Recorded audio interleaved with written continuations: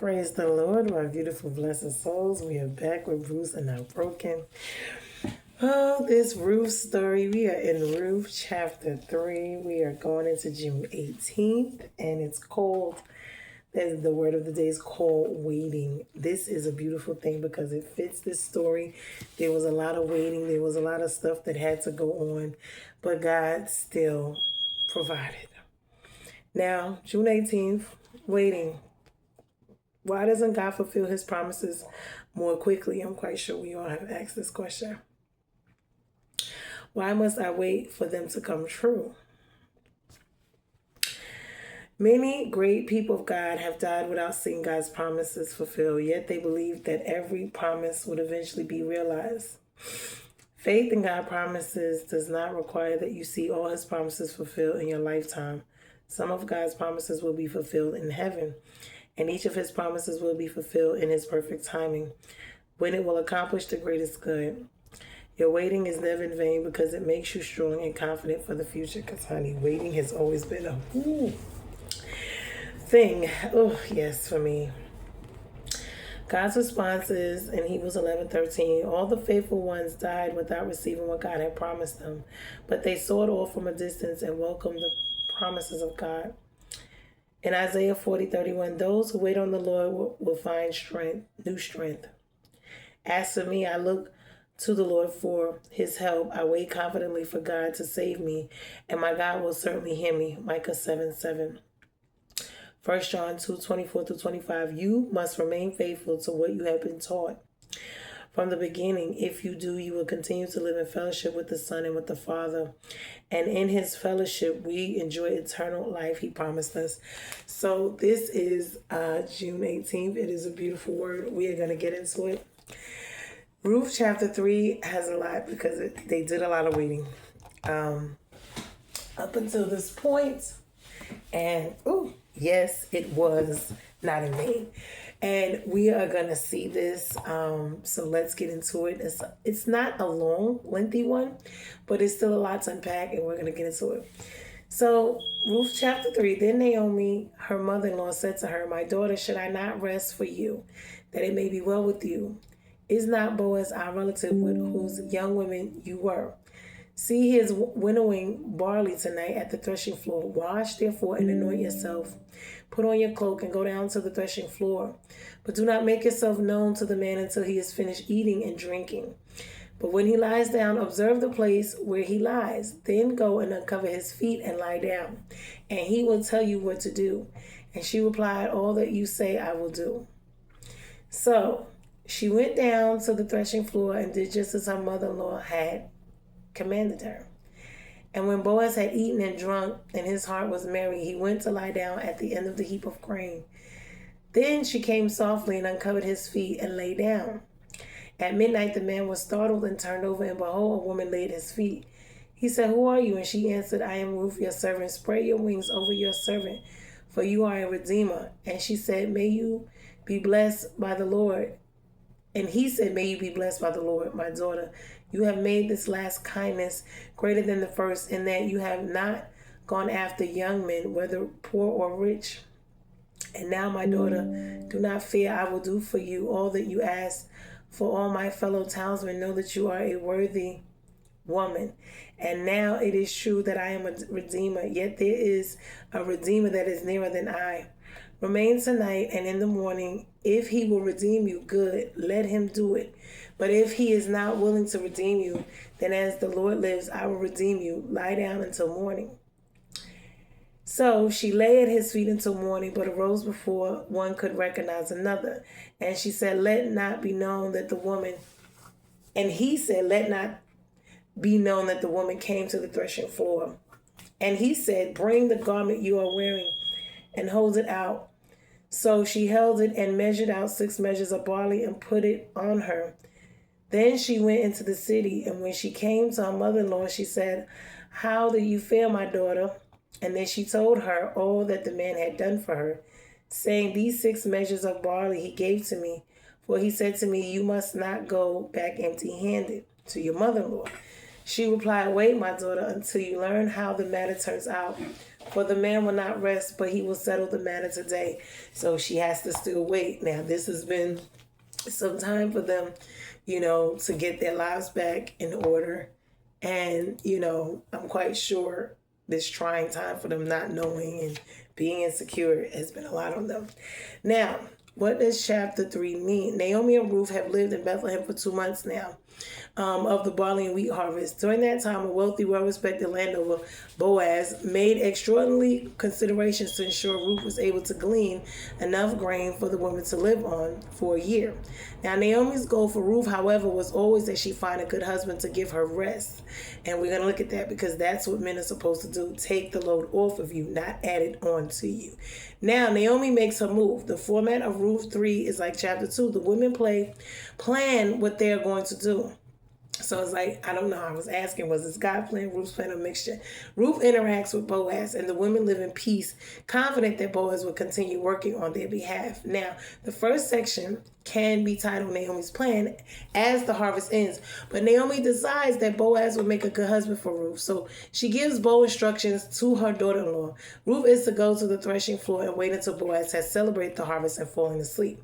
When he awakens, he will be in a good mood, and they will have chaste privacy, meaning amidst the other threshers who sleep nearby to protect the grain.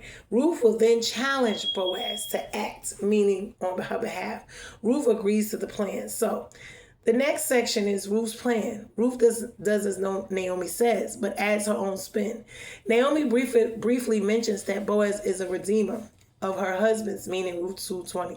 He can buy Naomi's husband's land as a kinsman redeemer, thus giving Naomi an inheritance to live from and keeping the land in the clan. Ruth presents her marriage proposal in that context. Boaz knows exactly what she's asking for. Finally, Boaz's plan. Boaz recognized that Ruth is willing to marry him for Naomi's sake, not for her own. This is what this is about. People don't talk about this. That doesn't mean buying Naomi's husband land. It also means providing her with an heir to re-inherit the land when the boy comes of age. This is what this is about. Boaz is overwhelmed by Ruth's selflessness, of course, and agrees to her plan.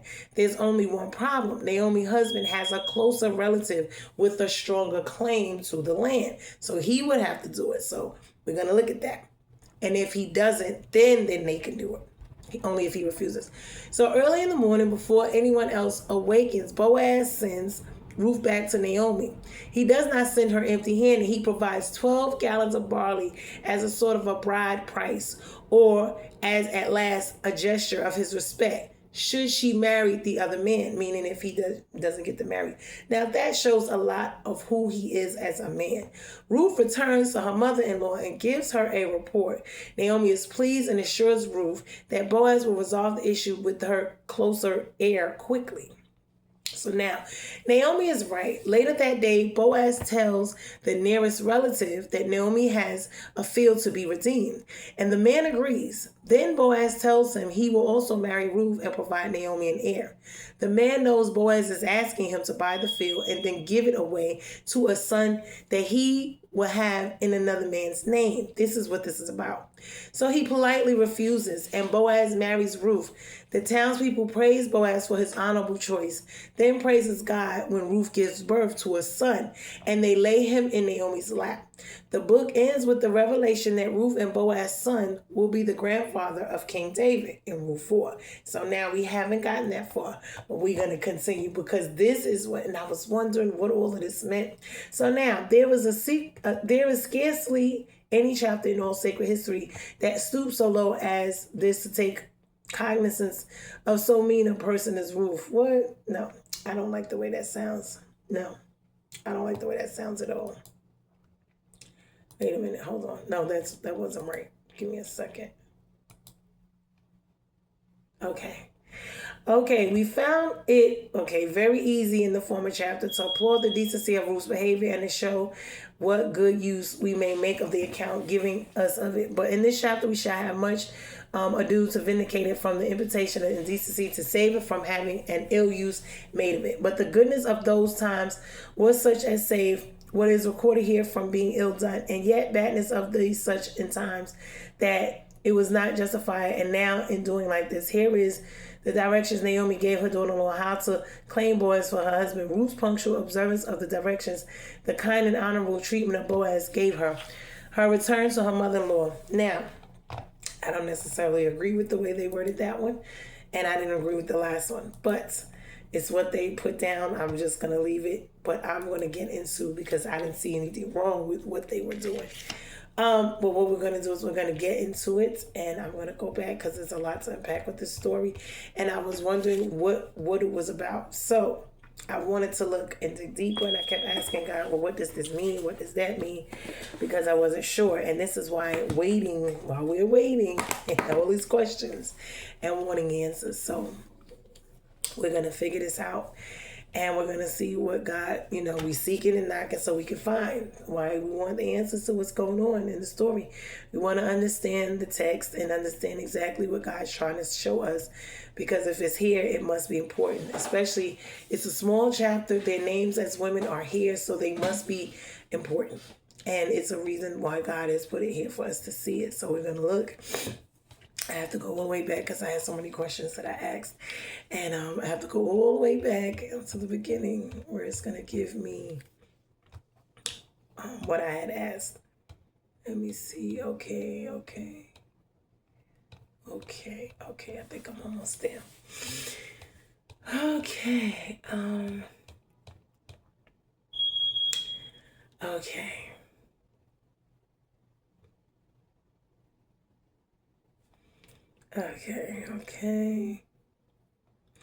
Okay, here we go. Ruth chapter 3. Now, this is one of the most misunderstood and most prophetic, most emotionally laid and spiritually loaded chapters in the Bible. It is not a sexual chapter. It's not about love and all of this that they portray it to be. Now, it may be there, but we're going to look at it. Now, it is spiritually loaded. It has covenant, redemption, lineage, and God moves in the dark, all right? So now, I wanted to know what actually happened, meaning Naomi recognizes Boaz, of course. She instructs Ruth to go, so all of this transpires. Now, Naomi's plan versus God's plan, because this is what I wanted to know. Because Naomi planned a lot of this. Well, she's planning it now. So Naomi's plan is secure Ruth's future. Now, there's nothing wrong with that, but sometimes we're playing God, because God is usually the one who does these type of things, and sometimes we as human beings get in the way because we start planning things and doing things. But maybe God's plan was Naomi's plan. Maybe that was what he gave her. So we got to look at it. It's to secure Ruth's future, secure Naomi's future. To use the law of the kinsman redeemer, right? To move strategically, to act in wisdom, to position Ruth. Naomi is not manipulating. She's activating covenant law. Okay, so that explains it. Okay, now God's plan. Bring Ruth into the Messianic line, to restore Naomi's lineage, to redeem Elimelech's name, to heal a Moabite bloodline, to reveal Boaz as a Christ type, to foreshadow the church, meaning Ruth and Christ, Boaz, to prepare the birth of David and to prepare the birth of Jesus. Naomi's plan is the human side. God's plan is the eternal side. Okay, so now it's starting to make a lot of sense. Now, the threshing floor and what it means. The threshing floor is a place of separation. This is when they separate the grain from the chaff. It is a place of revelation. God talks about that, the grain and the chaff, meaning, the goats and the sheep. A place of revelation, a place of covenant, a place of testing, a place of destiny. This is the beating. This is the beating. Spiritually, it represents God separating your past from your future, God exposing motives, God preparing harvest, God positioning you for covering. Ruth goes to the threshing floor as 1, a widow, 2, a foreigner, and 3, a servant. So she leaves as a chosen woman, a covenant partner, and a future bride. Wow, that is the change. So they got done away with the old and in with the new. What wasn't no longer there. Now, the winnowing barley. Why it matters. Winnowing, tossing grain into the air so the wind separates the chaff. Symbolically, God is removing what cannot go into Ruth's next season. God is preparing a harvest of redemption. God is blowing away Moab's identity. God is revealing Ruth's true worth. Barley equals the first harvest. Ruth equals the first fruits of the Gentile redemption. Okay. 5 5, I want to know what was uncovering his feet about, what it really meant. This is not sexual. In Hebrew culture, feet equals authority. Yes, I wanted to go into that too because hands, feet, heads, all of these things mean a lot, and I want to look into it. Feet equals authority. Uncovering is requesting covering. Okay. Lying at someone's feet equals submission, humility, and covenant request. So Ruth is saying, I'm placing myself under your authority as a redeemer. This is a marriage proposal, not a seduction. Wow. So she actually proposed to him. This is interesting. Now, spread your wings over your servant. This is the key line of the chapter. Ruth is quoting Boaz's own words from Ruth in 2:12. May the Lord spread his wings over you. Now she says, Boaz, you be the wings. Oh, meaning marry me, redeem me, cover me, restore Naomi's line, and fulfill the law. This is covenant language in Hebrew. It means spread your wings equals spread your garment and take me as your wife. Okay. So now this says a lot. Boaz's response is why he praises her. Boaz says, you have not gone after young men, rich or poor. Meaning Ruth is not driven by lust. Ruth is not driven by money. Ruth is not driven by youth. Ruth is not driven, not even by status. She is driven by covenant, loyalty, honor, obedience, and purpose. Boaz sees her character, not her background. And that means a lot. The closer redeemer, meaning there was someone else that was able to do this before him, and why he matters. There was a man closer in kinship than Boaz, meaning closer to the family. So it went to him first. So now this symbolizes the law comes before grace, right? The old covenant comes before the new. The first redeemer cannot redeem. Only the true redeemer, meaning Boaz and Jesus, can. The closer redeemer represents obligation, duty, and the law. Boaz represents love, grace, and redemption. Wow. He says, lie until morning. Why this is important. Boaz protects Ruth's reputation, her safety, her purity, and her dignity. He does not touch her. He does not take advantage. He does not shame her. He is a safe man. He is a redeemer, not a predator. That means a lot because a lot of men are predators. They will prey on women, especially in these type of situations. This is how you get women who are out there prostituting themselves and all these type of things, because they come to a point in their lives where they're going through, and then these men will just take advantage. Instead of praying for them, they pray over them as prey, meaning to destroy them, like a lion ravaging, seeking to prey. Just like the enemy, Satan does that. The barley, why he gives it to her. Boaz gives Ruth 6 measures of barley. This is a symbolic dowry. So he said, giving her money, letting her know he's going to do this. Okay. It is a promise of redemption. It's a sign of provision. It is a message to Naomi. It is a prophetic number. 6 is the number of a man. 7 is completion. Boaz is saying, I will complete what I started. Mentally, emotionally, physically, financially, spiritually. Now, mentally, we're going to look at Ruth. She steps into courage. She breaks Moab's shame, and she makes a covenant request. Boaz recognizes her worth. He makes a wise plan, and Naomi strategizes with clarity.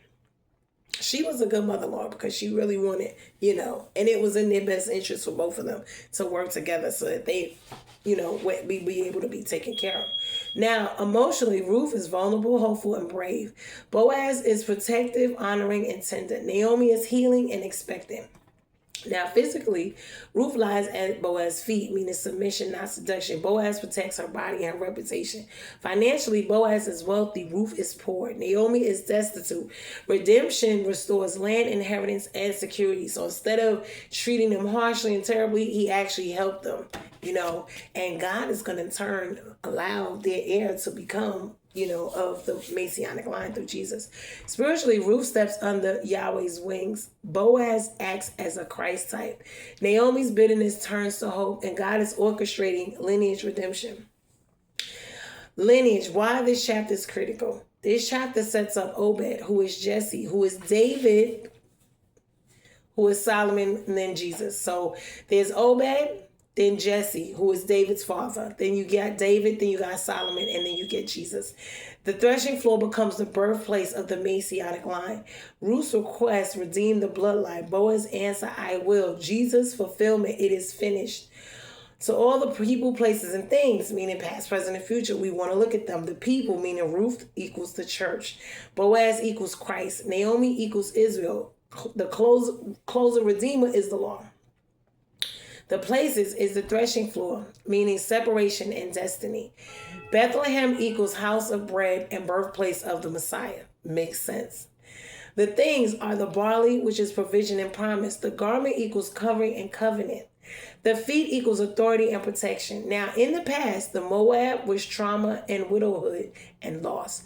Present is courage, covenant, proposal, and protection. Their future is marriage, redemption, and lineage, and the Messiah. Now, the real meaning of Ruth 3 is not about seduction. It is about redemption. It is not about romance. It is about restoration. It is not about risk. It is about covenant. Now, it is not about a woman chasing a man. It is about a redeemer responding to faith. So what happens is ultimately, when she asked him, because I was asking, did she ask him? And yes, she did. She asked him to marry her, but not the way modern culture thinks. Ruth did not flirt, seduce, manipulate, pressure, chase, and perform. She made a covenant request, not a romantic one. Her exact request was, spread your wings over your servant, for you are a redeemer. The Hebrew culture, this means take me under your covering and covenant covering and redeem me and marry me. This was legal, biblical, covenantal, pure, honorable, and God-led. Ruth wasn't asking for a date. She was asking for redemption. Why it wasn't forward or inappropriate? Because Ruth wasn't acting as a woman chasing a man. She was acting as a widow under Naomi's authority, invoking the law of the kinsman redeemer, appealing to Boaz's covenant responsibility, and following God's order. This was not romance first. It was covenant first. Exactly. Boaz understood this immediately. That's why he didn't say, why are you here? What are you doing? This is inappropriate. He said, blessed are you by the Lord. Why? Because he recognized her purity, her loyalty, her obedience, her character, and her covenantal understanding. Now, Ruth's action was the fruit of godly waiting. This is what I wanted to look at. Ruth waited in humility and purity, in service and obedience, in character, in submission to Naomi, and in alignment with God and his timing. She didn't chase Boaz. She hinted. She didn't manipulate. She didn't seduce. She didn't force anything. She waited until the harvest was complete, the threshing floor moment, Naomi's instruction, God's timing, and Boaz's readiness. Godly waiting is not passive. It is obedient positioning. Ruth positioned herself, but she did not push herself. Now, how godly waiting shows up in Ruth 3. Mentally, she was clear-minded, not emotional. She followed Naomi's wisdom, not her own impulses, meaning emotionally. Now, emotionally, she was steady, no desperation, no fear, no insecurity. Physically, she remained pure. Boaz protected her body and reputation, so they were not sleeping together. Financially, she waited for God's provision, not a man's money. Boaz's barley was a promise, not a payment. Spiritually, she trusted God's timing, God's order, God's law, God's redeemer, God's covering. Ruth waited in faith, not in fantasy. This is where we get lost at, people. That's why when they tell this story of Ruth and Boaz, the fantasy comes out. And see, it wasn't necessarily, it's not a fantasy, it's not a fairy tale. And we must understand that, because that will get us into a lot of trouble. Why? Because that is the way of the world. It's not the way of God. And this is why things does not work this way. Now, why God honored her request? One, because Ruth honored Naomi. She honored God. She honored covenant law. She honored purity. She honored Boaz's authority, and she honored the process. God honors women who wait well, who move in wisdom, who walk in purity, who follow his timing and trust his order. Ruth didn't rush. She didn't settle. She didn't chase. She didn't manipulate. She just waited and then obeyed. Why Boaz praised her for not going after young men. Boaz said, you have not gone after young men, rich or poor, meaning Ruth wasn't driven by lust. Ruth wasn't driven by money. Ruth wasn't driven by loneliness. Ruth wasn't driven by insecurity. Ruth wasn't driven by emotions. She was driven by covenant, purpose, loyalty, destiny, and God's plan. This is what God's godly waiting is. Now, why God allowed Ruth to initiate the covenant request? Because Ruth represents the church. The church says to Christ, spread your wings and cover over me. Christ responds, I will redeem you. Ruth's request is a prophetic picture of salvation. Now, why Ruth's request was not sexual? The threshing floor was a place of harvest, celebration, covenant, separation, and destiny. Ruth uncovered his feet, not his body. She lay at his feet, not beside him. This was symbolic, humble, covenantal, and pure. Boaz protected her physically, emotionally, spiritually, and socially. This is what a man is supposed to do. If he's a safe man, he is a safe man, not a Sodom man, meaning to destroy her. Why? She stayed until morning, meaning she wasn't his prey. Boaz says, stay until morning. Why? To protect her from danger, to protect her reputation, to protect her from being seen leaving at night from him, right? To protect her from shame, to protect her from gossip. This is godly waiting, protected, covered, safe, and honorable. The barley as a dowry and a promise. Boaz gave Ruth 6 measures of barley. This meant, I accept your request. I will redeem you. I will take responsibility. I will not rest until this is settled. It was a promise ring made of grain. The lineage, meaning Ruth's godly waiting produced Obed, Jesse, David, and then Solomon, and then finally Jesus. Her purity became the Messiah's pathway. Now, the real answer is yes, she asked, but she waited God's way. Ruth didn't ask Boaz to marry her, like I said, out of loneliness, fear, insecurity, desire, or impatience. She asked out of covenant obedience, purpose, destiny, and God's timing. This is godly waiting. Move only when God says move, ask only when God says ask, and trust only what God says and trust. So now I wanted to look at the continuation, because this was really about the continuation of Naomi's bloodline. So everything in Ruth 3 is ultimately about Naomi and her heir. It's about Naomi's restoration and Naomi's bloodline continuing. Ruth's courage, Boaz's integrity, Naomi's strategy, and God's orchestration. All courage for one purpose. It was not about Ruth. It was not about Boaz. It was about the continuation of Naomi's family line. Why? Because that had to be a continuation. As we see, if it did not continue, this is where Christ came from. So now, not Ruth's, not Moab's, and not Naomi's. The continuation of Naomi's family line. This is what this is. This is the heart of the chapter. So we're going to break this down. The entire plan was about Naomi's redemption in Ruth 3. It is not a romance story. It's not a seduction story. It's not a girl gets the guy story. This is what they teach us. Oh, Ruth and Boaz. Where's my Boaz? Okay, look at what the story really says. Naomi says, my daughter, should I not seek rest for you that it may be well with you? But the deeper meaning is Naomi needs a redeemer. Naomi needs her land restored. Naomi needs her husband's name restored, and Naomi needs an heir to carry Elimelech's line on. Ruth is the vessel, Boaz is the redeemer, Naomi is the one being restored. The law of the kinsman redeemer, this is what this is about, was about the dead man's name, Elimelech, the original husband, Naomi's husband. So the Redeemer's job was to marry the widow, to produce an heir and restore the land, to keep the family name alive, meaning Elimelech's. The child born from Ruth and Boaz would not be considered Boaz's child. This is what they failed to tell us. He would legally be Elimelech's heir, which is Naomi's husband's heir. This is why the closer Redeemer backed out. Why? Because he said, I might endanger my own inheritance. Why? Because the child would not carry his name. He would carry Naomi's husband's name. So Ruth's marriage was not about herself, and this wasn't about Boaz. It was about Naomi's future. Ruth was young. She could have married a young man, a rich man, a poor man, a Moabite man. But she chose Naomi. Naomi's God, Naomi's people, Naomi's future, Naomi's lineage. Boaz praises her for this. This shows integrity. You have not gone after young men, rich or poor, meaning you didn't choose a husband for yourself. You chose a redeemer for Naomi. Ruth's love for Naomi was sacrificial. Ooh, that says a lot. The baby will belong to Naomi. This is the most powerful part. When Obed is born in Ruth 4, the women say a son has been born to Naomi, not to Ruth. Why? Naomi holds the baby. Naomi nurses the baby. Naomi is restored through the baby. Ruth gives Naomi a grandson, an heir, a future, a legacy, a name, a lineage. This is why Ruth's story is so holy. People think, they don't tell you this. God's plan was bigger than Naomi. It was about the Messiah. The heir Naomi receives becomes Obed. That is the son that they had, Ruth and Boaz. Now, Obed is going to be the father of Jesse, who is the father of David, who is the father of Solomon. And then through that comes Jesus. Now, God used a Moabite woman, a grieving widow, a righteous man, a threshing floor moment to bring forth the Messiah. Naomi's restored lineage becomes Christ's lineage. This is why this was so important. Mentally, Naomi's plan was strategic, not manipulative.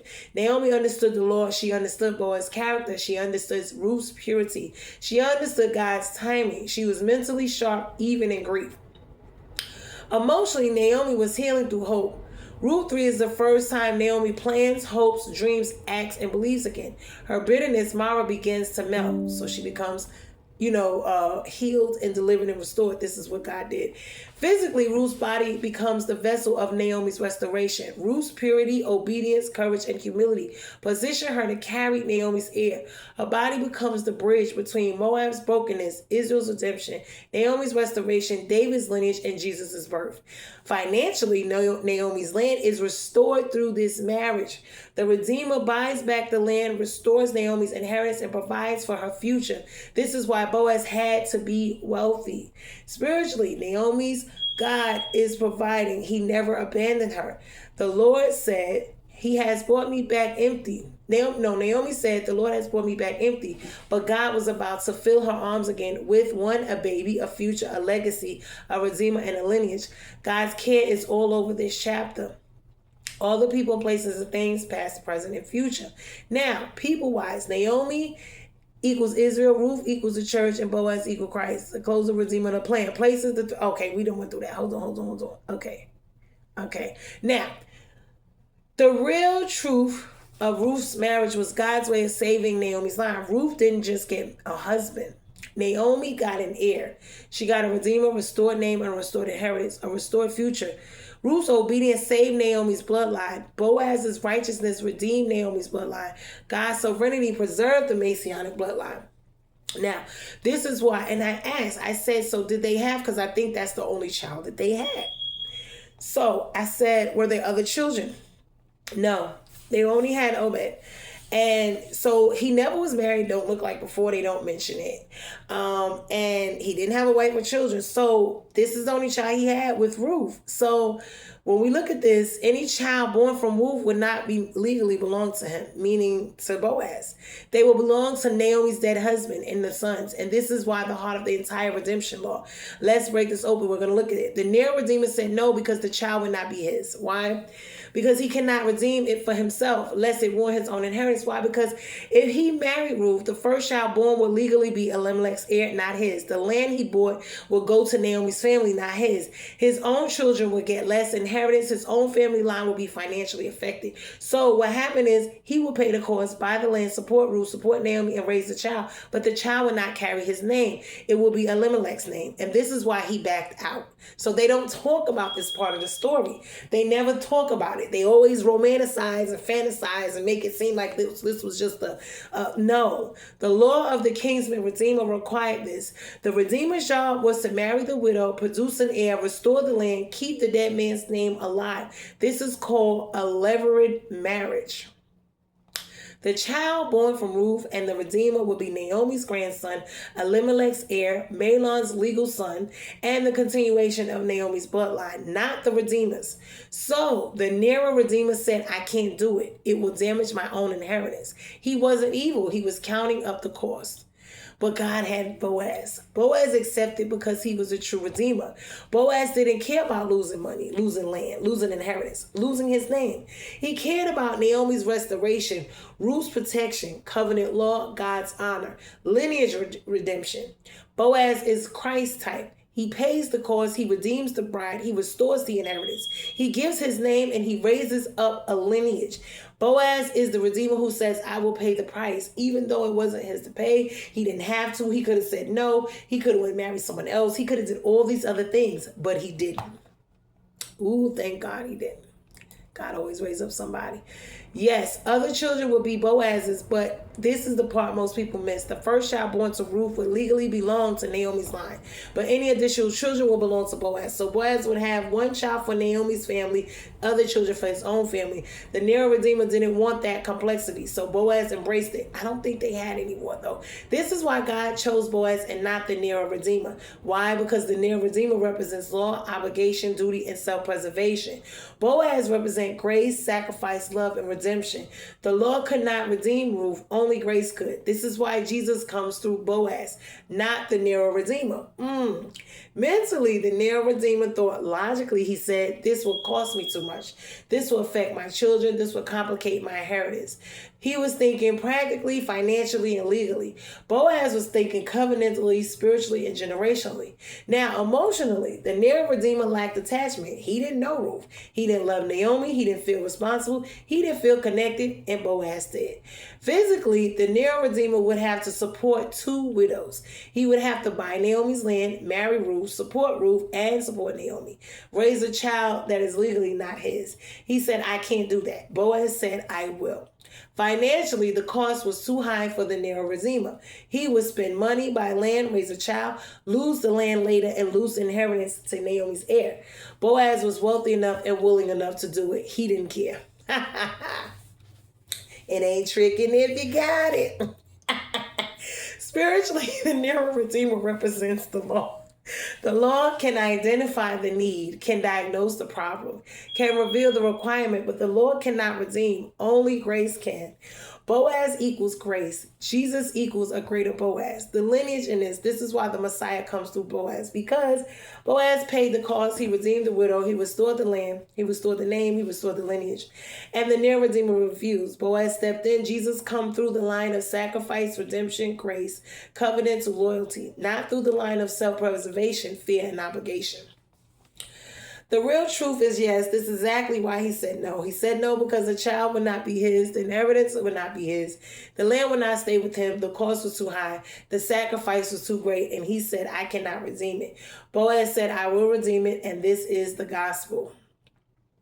Now, I looked into it. Boaz never had children who carried his name. Most people never notice this. Every child he fathered through Ruth legally belonged to Naomi's dead husband line, not his. This is one of the most beautiful, sacrificial, Christ-like truths in the entire book of Ruth. We're going to break it down and look at it. Boaz never received a child for his own name. According to the law of the kings and Redeemer in Deuteronomy 25, 5-10, the first son born to the widow belonged legally to the dead husband, not to the new husband. So when Ruth gave birth to Obed, a son has been born to Naomi. That was what it was, not to Boaz and not to Ruth. Boaz was Elimelech's heir, Mahlon's legal son, Naomi's redeemer, and Naomi's lineage, Naomi's future. Boaz gave up his name, his inheritance, and his legacy to restore Naomi's, and this is why Boaz is a Christ type. This is exactly why the Nero Redeemer said no, of course. Boaz is a picture of Jesus. And Boaz sacrifices why he is in the messianic line. Mentally, Boaz understood the cost. He knew the child wouldn't be his. He knew the land wouldn't stay his, and he knew the inheritance wouldn't be his, but he still said, I will redeem. Emotionally, Boaz loved with covenant, not emotion. He didn't marry Ruth for romance, attraction, youth, and pleasure. He married her for covenant, redemption, obedience, righteousness. This is mature love. Physically, Boaz protected Ruth's body and reputation. He didn't touch her at the threshing floor. He didn't shame her. He didn't expose her. He covered her. Financially, Boaz paid a price that brought him no earthly return. This is when you know that people actually care and love you, because if they're not getting something out of it, they're doing it. This is why you got to pay attention to people who are only there when it benefits them, because people who truly love you will help and be there and do for you, and it does not benefit them to do so at all. And this is the difference. But we have to pay attention, because a lot of times we think that the people are around us who want something from us all the time. We think that those are the people that love us. No, the people that do things for you for free, who do not ask you for nothing, those are the people that truly love you, because they don't have to. Financially, Boaz paid a price that brought him no earthly return. He bought Naomi's land, supported Naomi, supported Ruth, raised a child that legally is not his. This is sacrificial living. Now, spiritually, Boaz stepped in the God's redemptive plan. He became a redeemer, a restorer, and a lineage carrier. A Christ type, a vessel of grace. Boaz's sacrifice would become the doorway for Obed, Jesse, David, Solomon, and Jesus. Now, the real truth that Boaz gave up his own name to restore Naomi's. This is why the women say a son has been born to Naomi, not Ruth, not Boaz. Naomi's arms are full. Naomi's line is restored. Naomi's future is redeemed because Boaz gave up his own. And this is why God honored Boaz. Boaz gave up his name, his inheritance, his legacy. So God gave him a place in the lineage of Christ, an eternal honor, a name remembered forever. Boaz lost nothing. He gained everything. Now, the beauty of this story is Ruth's obedience saved Naomi's line. Boaz's sacrifice restored Naomi's line. God's sovereignty preserved the Messianic line. And this is why Ruth is not a romance story. It is a redemptive story. Now, when we look at this, because most people, they talk about, their Boaz, finding their Boaz, but they're not getting the part of that is not the reason for the story. So now that we've actually broken it down and people keep talking about they want their Boaz, maybe they might think about that a little bit different. Although they may still want their Boaz, it wouldn't be in the same intricate thing because they're thinking fantasy. We have to get out of fantasy, ladies. I'm sorry. And people, place, and thing. We have to get into reality. And when I say that, we can think spiritually and we can think love and all these things, but we have to think practically because at the end of the day, when it comes to this situation, we have to see that most of these men are not there. And because in our minds, we put them in these fantasy places, because this is what the devil does. This is what the world does, create this wonderful fantasy world. That's not God. That's fantasy. Okay? So we have to think spiritually. And this is what's going to help us when it comes to these situations. Because as you can see, these things don't just happen because someone wants love or wants sex, is lonely. That's not the reason why God would send you a husband. It has to be more than just that. Because how does God get the glory out of you just being, everyone is, there's plenty of men and women lonely. There's plenty of men and women out there. But what would be, how does God get the glory out of it? And once we start thinking of those lines, we start changing the way we think about everything, because everyone is looking at it because they're lonely, they want to have sex, they, want to build a family, they want whatever they want.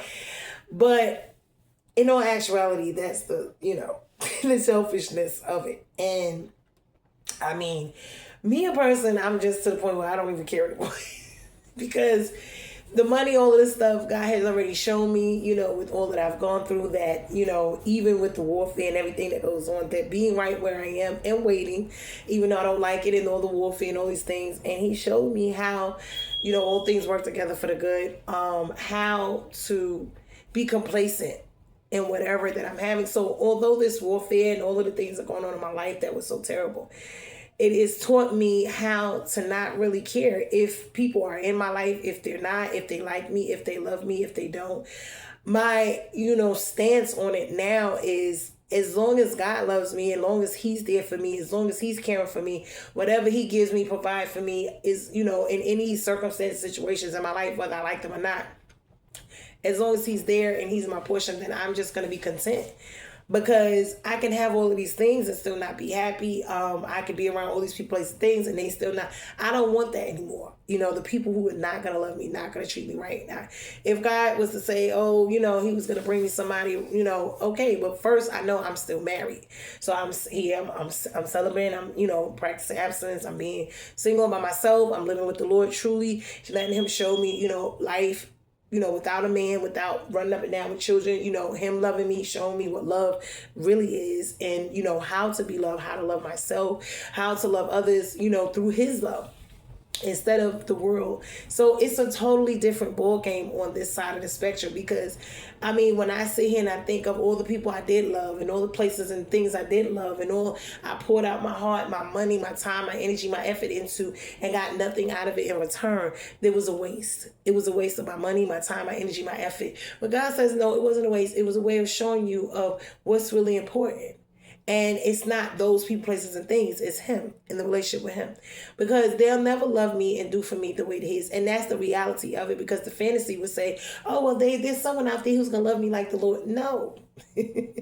Human love is not the same as God's love. And unless he's in it and he gives it and shows it and sends me and changes me into the godly love and changes that person into the godly love that he has, it will never be that way here. Only he's able to do that. So when I sit here and I think about these things, and it's not to say that he can and he won't.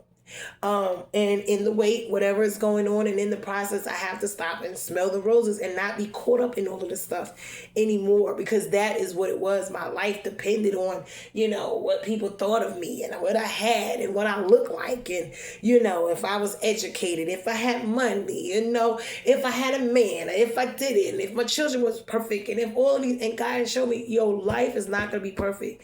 Your world, your life is not. It's going to be full of its ups and downs. God didn't promise us, that life is going to be easy. No, and when you walk with Christ, it is not. You're going to come up under so much warfare just because of Christ. And he said he would deliver us through it, not, and he would be with us through it, not, us avoiding it. So, at this point, with all that's going on, it's like, and, whatever the people are who are against me or whatever it is, I'm content as they can see where I am, who I am, doing what I'm doing. I feel so free and so peace and over me, that the spirit that God has just given me a new, total different outlook on life, the bondage and chains and shackles of life in my mind and my emotions. He just released me from that. I'm not chained and shackled. I feel free. I feel light. I feel different. The burdens of life, even when stuff comes about and I'm angry and upset, it's for a time and then it passes. I may cry and ask God, why? And then I wait and try to see, and he tells me whatever.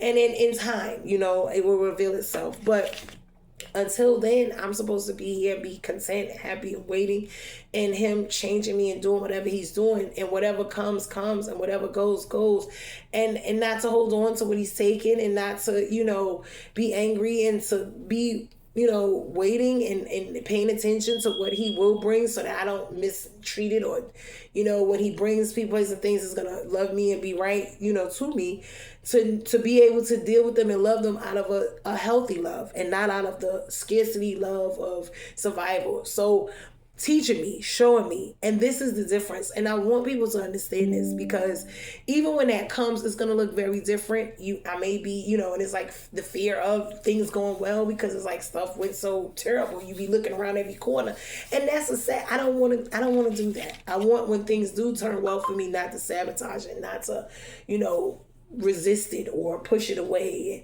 because you have to be in a place to receive the good that God gives you. But your heart posture has to be to where you're not going to push it away, and you're going to steward it well. So God is teaching me these things, and whoever got going on, everything they sent my way has only allowed me to sit where I am and see it from God's perspective and show me.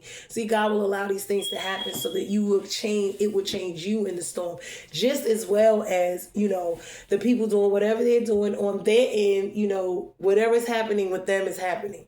But I can't focus on them and what they got going on and what they're doing and not doing. I have to focus on God and me and living my life in the meantime and in between time, and just making sure that me and God and my relationship and all of that, that's what I have to maintain.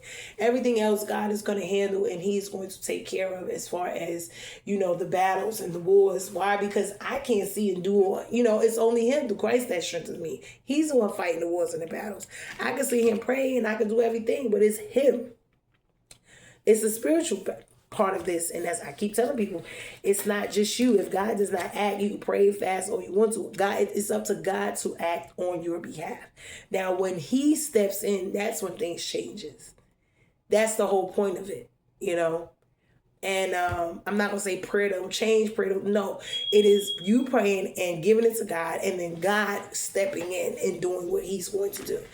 And it doesn't change until he steps in. This is why we can pray, fast. It's not going to change until he changes it.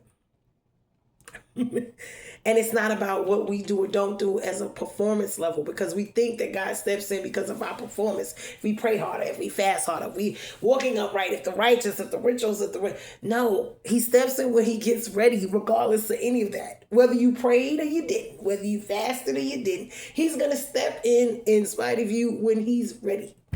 And usually it's when you've learned certain things, when you've gotten to it, when he's gotten you to see, what you need to see in that storm, in that test, in that whatever. Once you start to change, because it's so you can change in the storm, not the storm change. We want the storm to change, but he wants you to change in the storm. So this is what that about.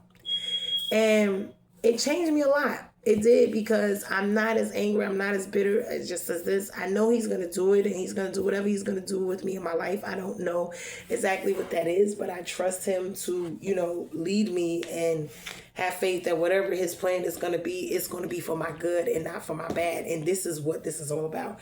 Because, we can make plans when we want to, but if they're not God's plans, then what? If he's not in it, if he's not wanting, if that's not where he wants us to be, it's going to be a problem. You see what I'm saying? So being where we are and doing what we're doing is the best place to be. It's the best things for us to be where we are and doing what we are doing, and just waiting. And I know a lot of times waiting is hard. It is not always, and going through all the warfare is hard too. It is not,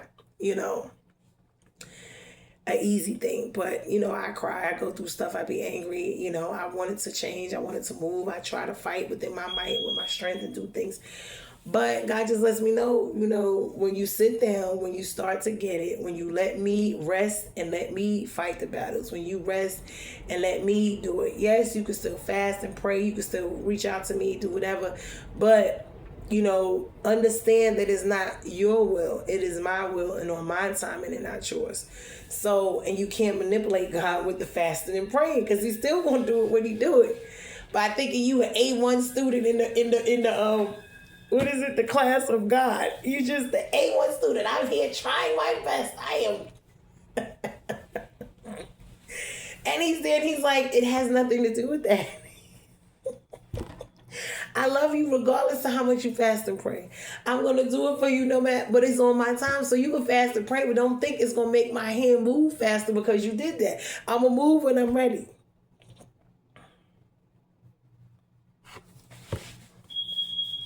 When the timing, when everything is ready, when everything is situated, and that's usually how he does. That's why we get so frustrated, because we be sitting here thinking we're the cat's meow, and we're doing so much. We're praising, we're worshiping, we're fighting, we're warring, we're doing all of this. And God's sitting there like, okay, y'all look cute, y'all look nice, but don't you realize that, okay, if you're praying and fasting for a man, and you stop drinking and smoking, and you stop doing all of this for a man, and that's the only reason you did it? No, it has to be about more than that. Because you want a husband, so you did all those things, and then when you didn't get it, you were angry and upset.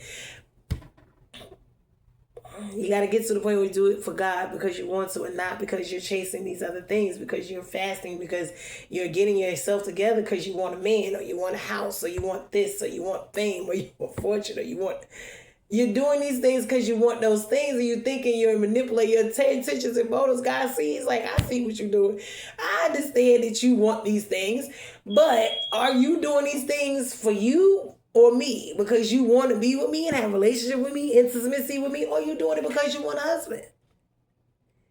So you signed up for this, you signed up for that, you're going out for this, you're going out for that, praise team worship, you want all of this, you're deacon board that. You're doing that because you want a house. You want me to see you working hard, living right, speaking in tongues, falling out because you want this thing. Now, is it because you really love me and have a relationship with me, or is it because you want these things? Which one is it? And the moment I don't give it to you, you'll be mad, you'll be cursing me, you'll run away, you do whatever. That's the difference. When we get to the point where we're doing it really and truthfully for God, because we want a relationship with him, we're not fasting and praying. I had to stop that because I was like, I got to fast and pray. And he doesn't want you to do it out of obligation. He wants a relationship because you want to have a relationship with him. That is the difference. Not because it's a ball and chain. It's something that is forced upon. That's the religious part of it. That's the righteous religious thing. No, he wants you to have a relationship with him. Pray because you want to pray, because you want to talk to him. And every day you don't want to do that, and that's fine. Praise and worship because you want to. It's in your heart to do. Not because you're performing. Not because you want something. The motives, intentions, these things, they mean so much in our hearts when it comes to him. Because I had to sit back and think, what am I doing? Am I performing for me, for you, for the world? What are we doing here? What am I doing and why? Am I just going on all these fasts because I want a husband or I want a promotion or I want this or I want that? And outside of that, it's like, okay, I'm not even being bought. No, listen. True intimacy, true relationship is not based on things. It's not based on any of that.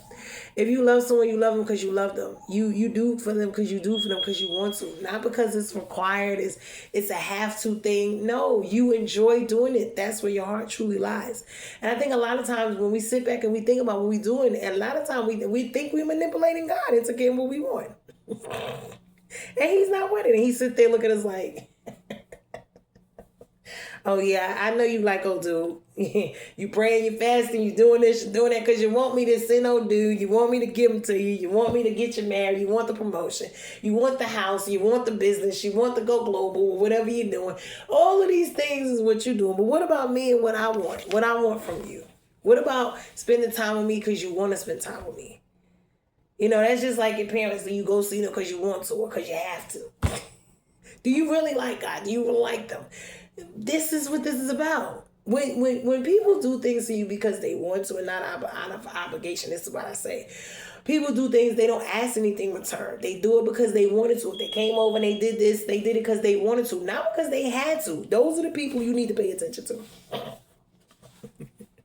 And I tell people all the time, I didn't do things because I was obligated. I did things because I wanted to. But the moment you make me feel some kind of way, I will stop. Especially if there's people that I see that just don't have no good intentions towards me anyway, and they see me as less than and whatever. I will just stop because it's not that, I'm not proving any points. I mean, what am I getting out of it? I was doing it to help you, but if you don't even appreciate it and you don't even care nothing about it, then why am I even doing it?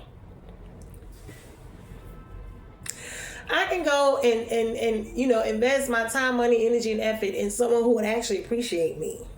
Someone who actually care about me too, because nobody wants to be in a loveless relationship or a one-sided situationship in any means. Whether it's a business, whether it's a friendship, whether it's a partner, no one wants to be getting over, meaning I'm getting more than you. And nobody, no. If you want to love me mutually, we love each other. It's not about the house, the cars, the this. It's because we truly love and like and want to be around each other. That's it. Because if not for anything, if it's not about that, you're going to see it unravel. When things go wrong, when things go left, you're going to see it unravel. If you got sick, they walk away. They leave you. If you went broke, they would leave you. Why? Because it was never about really love. It was about convenience. It was about all these other things. And when we look at this, people do not to let us see that it was about more than that. He obviously loves her in some type of a way, and it was a covenantal way.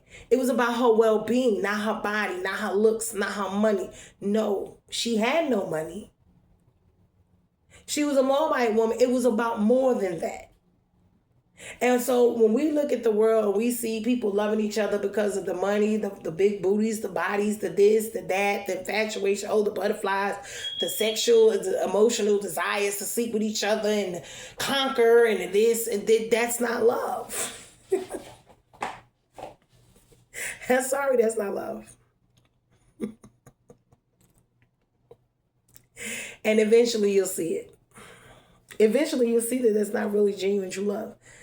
People that genuinely, truthfully love you will be there and they're not getting anything out of it. They will be there, help you put your life back together. They will come, they will help you, they will love. That's why I tell, even with the people who do the warfare that against me, that are doing so much and they so helped, you're losing out because people like me are rare. You're not going to find a whole lot of people who will stand in the background, who let you live your life, who going to just help you from the, ain't got to broadcast it, ain't got to put it on blast, ain't got to do all of this. You're not going to find too many people who genuinely care and want to see you win and will go to bat for you. So you lost me. I didn't lose you.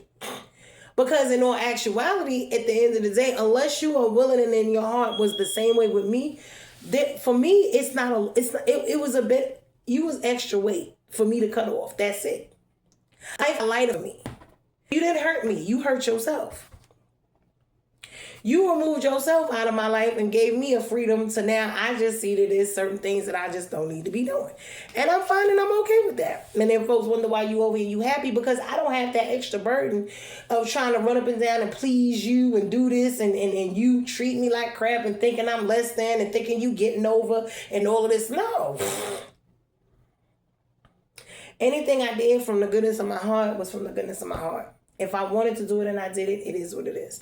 The anger is that it wasn't appreciated and it wasn't reciprocated. That's what it was. And the way that people thought of me, looked at me, and treated me made me feel terrible, because here I was thinking that I was as special or as important to you as you was to me. That's just the end of it. But other than that, I mean, what did I really lose?